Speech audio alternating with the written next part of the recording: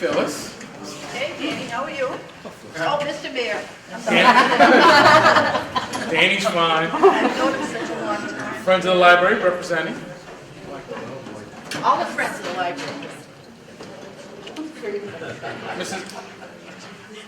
Mrs. Burke, I think I saw Mrs. Burke walk in. And Francis O'Connor, hey, bro. Frankie boy, come on down. Are you going to go in detention? No, I tried to make sure that Mrs. Burke was my school teacher. Back at a while ago.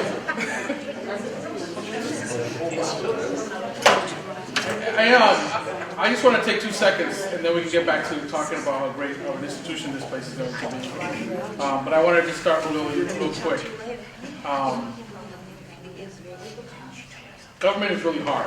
Trying to do the things that are important for people is really hard. And it's not really hard because the task of creating a place for people to come get books and check them out and bring them back and have cultural stuff is hard in and of itself. It's just that you get to the point where you do it so long that things that we've decided are more important than that goal gets in the way. And so I wanted to start off as part of, if I can have the Board of Trustees that are here. You guys can stand up for a second. They take a lot of guff, and I'll just use the word, a lot of, Sula Plant told me I need to stop first. They take a lot of guff from people, and they try very hard every day to make this place the best library it can be, and deal within the bureaucracy. And I just want to thank you guys specifically, not only on this decision, but for having done it for so long. Yeah, give them a round of applause.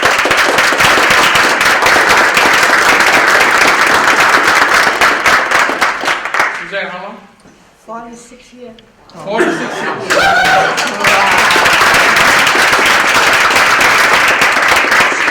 When she started. But they were all the Yankee bankers. I didn't open my mouth for a year and a half. I mean, Irving, Sargent, and the group, ooh, I just sat very quietly, and I was very good, the only time in my life. I find it very hard to believe. She did that for a year, and then the next year she was running the whole joint.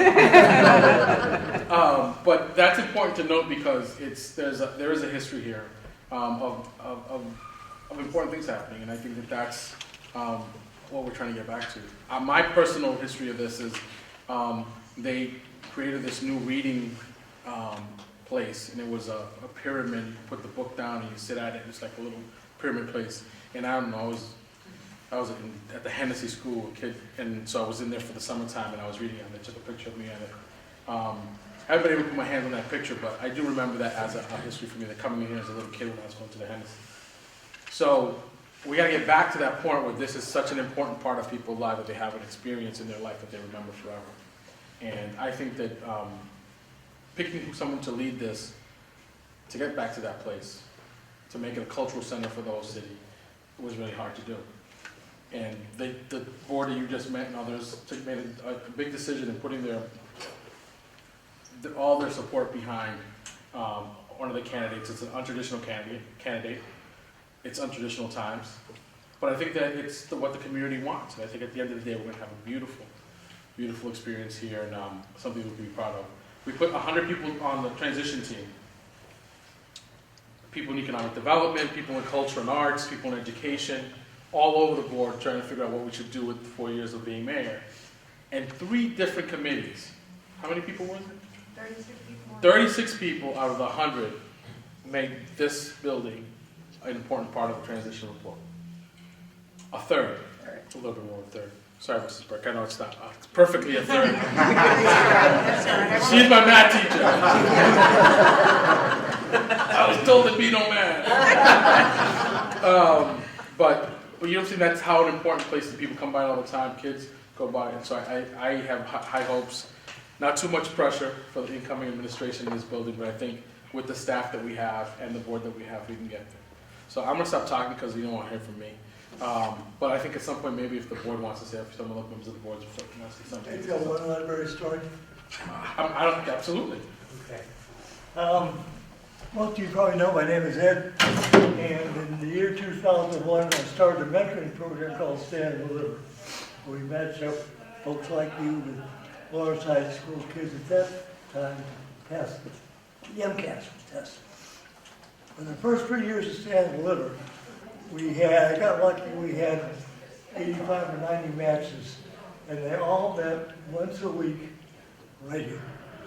If this library would not have been here, Stand and Deliver would have never happened. And now, it's still going on, by the way. No thanks to me, I passed over family services 5 years ago. But over that period, we've worked with over 6,000 kids. Lawrence Public High School kids that do very, very well. You know, one with this place never would happen.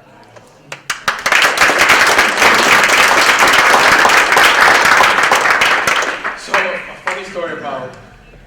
So I didn't know Jessica at all until we were looking for somebody to replace somebody on staff, and we have a policy in the mayor's office: get really smart people with lots of experience and degree, and get them really cheap. Like hopefully they may be out of work. They're out of work, so we're like, hey, you can do this job. It's not great on the money front, but you know. You can say you work for the mayor for whatever that's worth, but come in and do that. And so Jessica came to work for us. Summer we needed a job, and she actually replaced Elizabeth Delgado. If you know Elizabeth Delgado, another great person that we got really cheap. So she was great, and she was great in our office. And so people were like, oh, you're just putting people that work for you. And I'm like, no, it's just that I get really smart people to work for me for real cheap. And so when she showed interest in the work that was happening in the library, we're just so thrilled about it. And we're so proud of Jessica. And it's really my honor.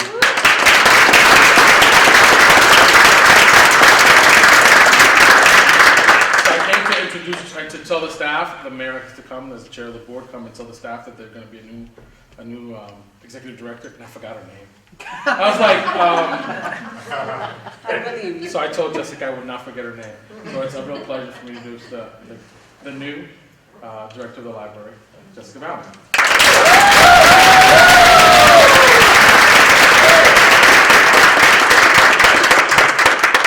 I wrote down my thoughts. Oh, this is not even on. I wrote down my thoughts because I am a little nervous, and which I think is a good thing when you're nervous for things like this. Like it keeps you grounded. So I will just go ahead and read them.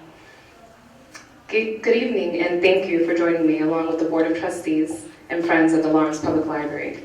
And I'll do a little side note and point over to the table that you saw at the front that has information on what the Friends of the Lawrence Public Library is. That's very important. It's actually a 501(c)(3) that fundraises and gets grants and stuff like that to support the programs of the library. Become a member for a small donation. I put the applications over there. Side note. I'm overwhelmed by the show of support in this room, as well as all of the support I have received over the last few weeks from my family, who's here tonight, friends as well, colleagues, many community organizations, former school teachers. I have my first grade teacher, Mr. Fail, in the back. Kindergarten teacher, Ms. Moore, sitting right there. People representing community organizations, you know, people from the Lawrence High School. We have our senior center director here. We have our director of finance. You know, we have our former treasurer. We have just a city councilor here. Thank you very much, Councilor LaPlante. We are surrounded here by support. I'm surrounded by support. We have our chief of police sitting there. Our chief of staff. Our director of economic development, Vargas, in the back. We have patrons, right? We have library patrons sitting there. So you must be in some, I'm like school committee member, Pat Mariano back there, and Lance in the back as well, DPW. We just have so much support sitting right here. It's not a really big group, but you all represent so much of the city and how the city functions. So I appreciate you being here. And the library staff, I can't forget you. There's two sitting there out of the many library staff. We have three. We have Anne and Elvin and Lois sitting right here. I appreciate you being here and all of the other staff that show support and make it great for me to come in every day. And thank you, Mayor. Thank you very much. I'll keep this short to simply introduce myself and give you a glimpse of my vision for the library, but to also allow for us to get to know each other on an individual level, maybe over a cup of coffee tonight or in the weeks, months, and years to come. I want to hear your ideas and I want to work with you. I'm a Lawrence kid. I went to the Breen School, the Kane School on Haverhill Street for about a year while they built the South Lawrence C School, where I went all the way through 8th grade. And then I went to graduate the Old Lawrence High School. I came to this library as a kid and kept returning all throughout high school, many times to do schoolwork, and other times simply to meet my friends here because it was a safe place to do that.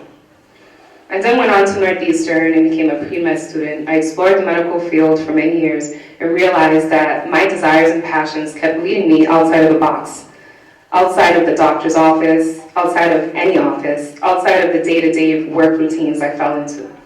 Years later, I stumbled upon Merrimack College's community engagement program and deepened my passion through the curriculum, courses focusing on bridging communities and reaching the hard to reach.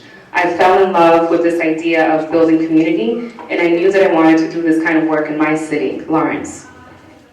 Through places like Itayer, I began exploring this concept of community building in intergenerational settings through the inception of writing clubs such as the Common Sage, book clubs, discussions, TEDx events, and more. In no time, I was well aware of the talent of our city, but also of the knowledge and hunger for knowledge our residents and community members possess. They wanted more of these kinds of gatherings. They wanted to have critical discussions.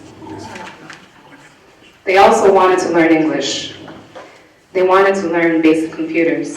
They wanted to learn how to find jobs. They wanted more concerts like the one held here yesterday, the classical piano concert at the Lawrence Public Library.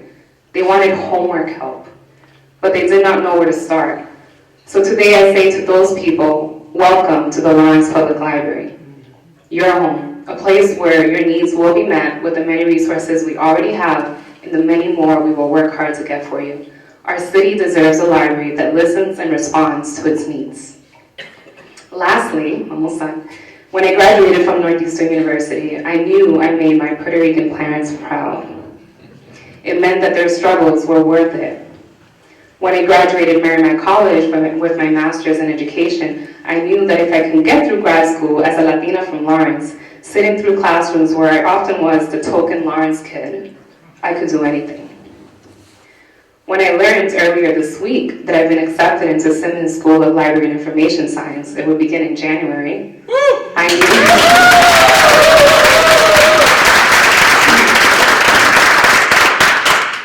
this time I knew I would do it for my community.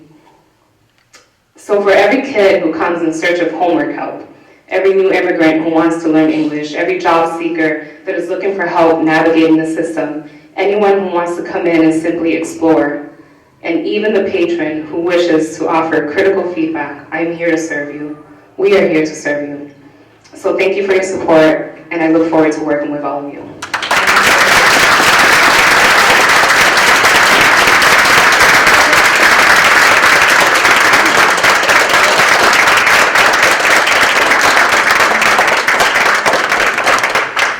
So can we have the board come up for a second? We just take a quick photograph. Just in case you know, Jay Dowd, a member of the board, just with us today. A round of applause for Jay. Thank you for being here.